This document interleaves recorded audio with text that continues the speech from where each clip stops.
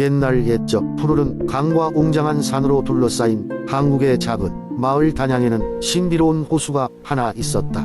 이 호수는 낮에는 그저 평범한 모습을 하고 있었으나 밤이 되면 은은한 빛을 발하며 마법 같은 일이 벌어지곤 했다. 전설에 따르면 이 호수에는 황금 비늘을 가진 용이 살고 있다고 했다. 용은 매우 친절한 존재였고 마음씨 착한 사람에게는 기적을 베풀곤 했다. 그러나 욕심 많은 사람이나 사악한 자에게는 결코 모습을 드러내지 않았다. 마을의 한가운데 덕희라는 이름의 소녀가 살고 있었다. 덕희는 총명하고 착한 심성을 지닌 소녀로 가족을 도와 마을 일에 힘쓰며 성실히 생활하고 있었다. 그러나 그녀의 마음 한켠에는 언제나 호수의 전설이 자리 잡고 있었다. 마법 같은 일이 일어나는 호수를 직접 보고 싶었던 그녀는 신중하게 그곳에 갈 계획을 세우곤 했다. 어느 가을 밤 달빛이 물결에 반사되어 호수를 은빛으로 물들인 때에 덕희는 몰래 집을 나섰다. 그녀는 마을 사람들이 흔히 말하던 마법의 순간을 맞이하고 싶었다. 호수에 도착하자 덕희는 그곳의 고요함과 아름다움에 매료되었다. 그녀는 조심스럽게 물가에 앉아 달빛이 은은하게 내리쬐는 호수를 바라보았다. 바로 그때 고요한 물결 사이로 황금 비늘을 가진 거대한 용이 자신의 모습을 나타냈다. 용의 출현에 놀란 덕희는 본능적으로 뒤로 물러났으나 용의 눈빛 속 따뜻한 온기를 느끼고 차분함을 되찾았다. 용은 덕희에게 다가가며 말했다. 용기를 내어 여기에 온 너는 마음씨가 매우 착하구나. 너의 소원을 들어주마. 덕희는 잠시 고민하다가 말했다. 제 가족과 마을이 언제나 평화롭고 행복하게 지냈으면 좋겠어요. 용은 덕희의 진심 어린 소원을 듣고 기쁘게 웃었다. 너의 소원은 이루어지리라.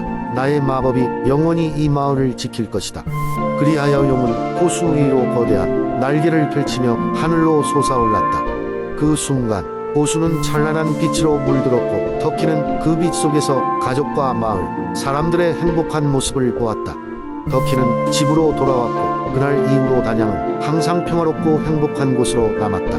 마을 사람들은 덕희와 용의 이야기를 세대에 걸쳐 전하며 호수를 천상의 연못이라 불렀고 이곳을 방문하는 모든 이들은 그 고요함 속에서 특별한 평화를 느끼곤 했다. 덕희는 오래도록 마을을 지키며 살아갔고 그녀의 후손들은 언제나 그날의 용과의 만남을 자랑스럽게 이야기하곤 했다. 해가 거듭될수록 단양의 마법 호수는 더욱 더 신비한 분위기를 풍기며 많은 이들의 사랑을 받는 장소가 되었다. 두 번째 이야기. 옛날 옛적 한국의 성남 지역에는 신비로운 호수가 있었다.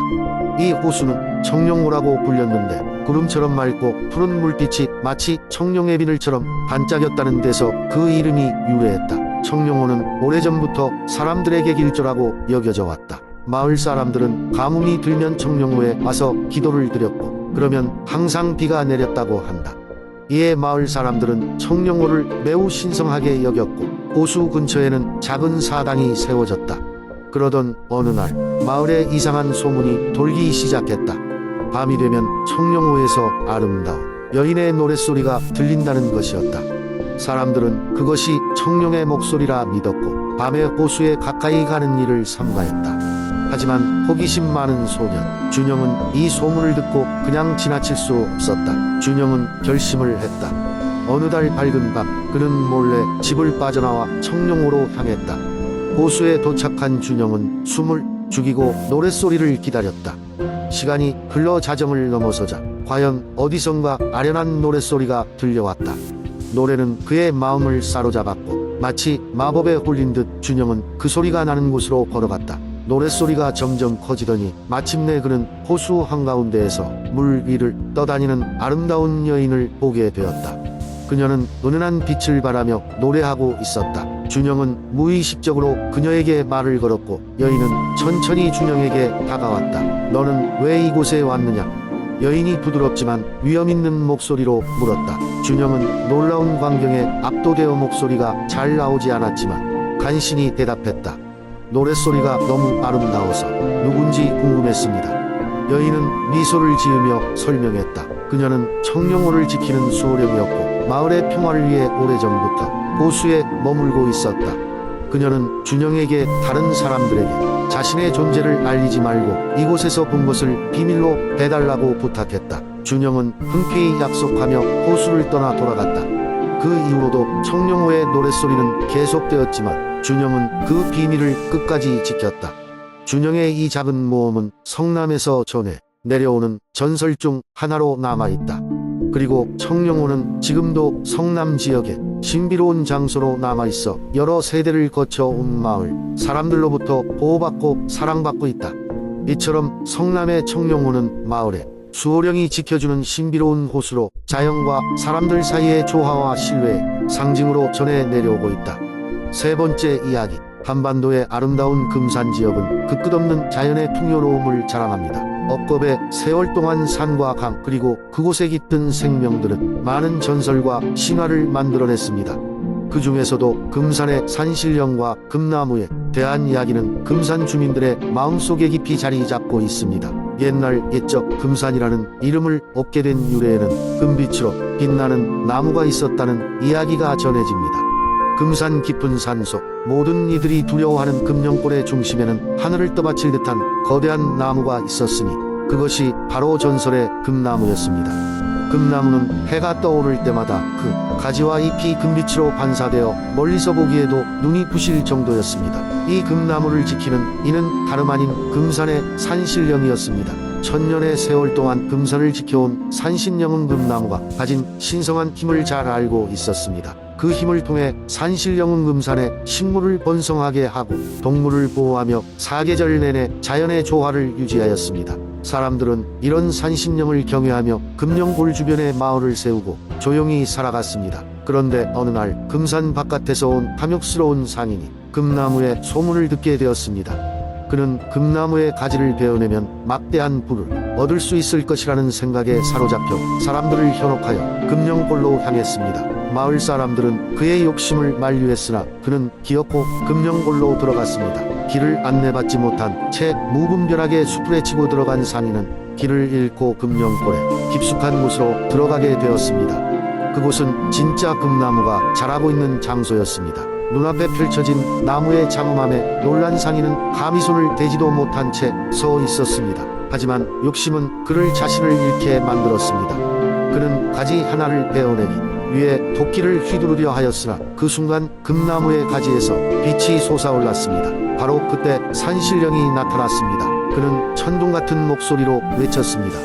어리석은 인간이여, 그대의 탐욕 때문에 이 신성한 땅을 더럽히려 드는가? 산신령의 분노는 천지를 뒤흔들었고 금룡골과 금산 일대는 어두운 구름에 휩싸였습니다. 상인은 무릎을 꿇고 용서를 구했지만 그의 탐욕이 금강처럼 뿜어져 나아 그대로 나무 아래로 금강을 이루었습니다. 마을 사람들은 이런 상인의 소식을 듣고 산신령과 금나무의 신성함을 다시 한번 깨닫게 되었습니다. 그 후로도 금산의 사람들은 금룡골에 발을 들이지 않으며 금나무의 이야기를 후손들에게 알렸습니다. 산신령은 그들을 지켜보며 천년 또 천년의 세월을 금산과 함께 했습니다. 오늘날도 금산 주민들은 금나무와 산신령에 대한 이야기를 간직하고 있습니다. 그리고 그들의 마음 한구석에 항상 자연을 경외하며 세상의 균형을 지키는 소중함을 배우게 되었습니다. 네 번째 이야기, 옛날 옛적 산과 강이 어우러진 고운 땅 충청남도 예산에는 5개의 신비한 물줄기가 흐르고 있었습니다. 이 물줄기들은 각각 다른 성격과 특성을 가지고 있었고 마을 사람들은 이 물줄기를 신성하게 여겨를 감사하는 마음으로 그 곁에서 살았습니다. 첫 번째 물줄기는 하늘샘이었습니다. 맑고 순수한 물줄기로 하늘에서 떨어진 빗물만을 모아 흘러내리는 샘이었습니다. 비록 양은 적었지만 그 물은 마실 때마다 마음을 맑게 하고 지혜를 깨닫게 해주었습니다. 오랜 시간 동안 마을의 어르신들은 하늘샘의 물을 마시며 현명한 이야기와 지혜를 전수하였습니다. 두 번째 물줄기는 금강의 태양이었습니다. 이 물줄기는 거대한 천에 비치는 태양처럼 눈부신 빛을 내며 늘 밝고 강하게 흘렀습니다. 물살이 세찬 만큼 그 근처에서는 크고 작은 발전소들이 피어난 이야기도 전해졌습니다. 이곳의 물줄기는 마을 사람들이 힘들 때 늘 씩씩하게 기운을 주었고 큰 재난에서도 쉽게 물러서지 않는 용기를 주었습니다. 셋째 물줄기는 달빛의 소리라 불리는 곳이었습니다. 야경을 따라 빛나던 여유롭고 조용히 흐르는 물줄기였습니다. 달빛의 소리는 밤이 되면 더 깊고 소리를 부드럽게 만들었습니다.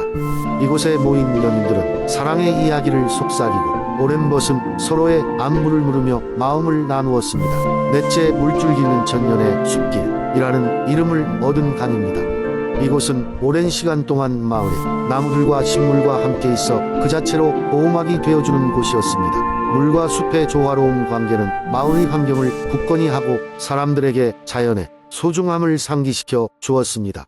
마을 사람들은 이곳을 산책하며 가족과 함께 오래된 전통과 이야기를 나누었습니다. 마지막 다섯 번째 물줄기는 고요함의 정수입니다. 이곳은 마을 가장 안쪽 깊은 곳에 자리 잡고 있었고 항상 잔잔하게 흐르며 마음에 평화를 주는 물줄기였습니다. 고요함의 정수를 찾는 사람들은 마음의 문제와 고민을 쉴 수 있었다고 합니다. 예술가들은 이곳에서 영감을 받고 시인들은 고즈넉한 힘을 받아 아름다운 작품을 만들었습니다. 이렇게 예산의 5개의 물줄기는 마을 사람들에게 단순한 수원이 아닌 삶의 기둥이자 힐링의 원천이었습니다. 이들은 각기 다른 방식으로 마을을 이끌었고 자연과 사람을 하나로 이어주는 통로가 되었습니다. 예산의 물줄기는 오늘날에도 여전히 그 맑은 소리를 내며 마을의 중심에서 흐르고 있습니다.